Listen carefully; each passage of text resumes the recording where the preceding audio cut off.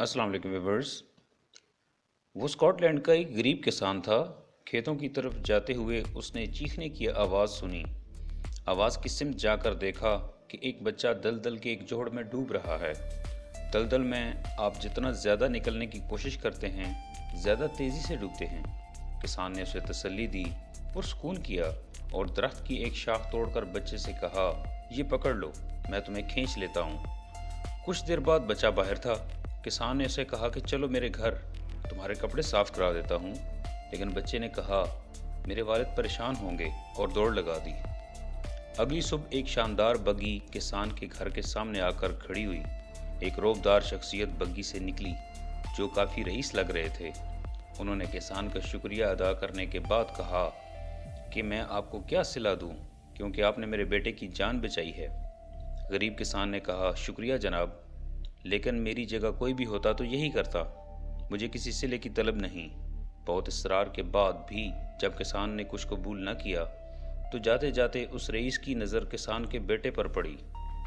पूछा, क्या ये आपका बेटा है?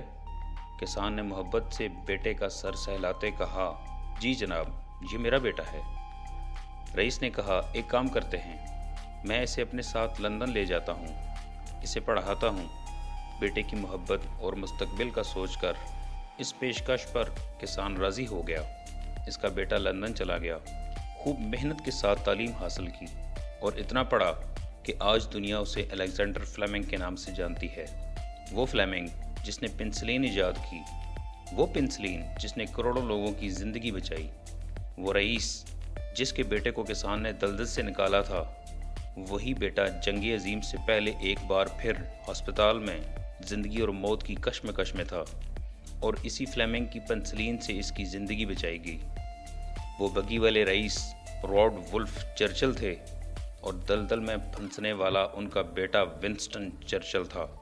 वो चर्चिल जो जंग अजीम में बरतानिया का वज़ीर आज़म था और जिसने कहा था, भलाई का काम करें क्योंकि भलाई पलट कर आपके पास ही वापस आती है।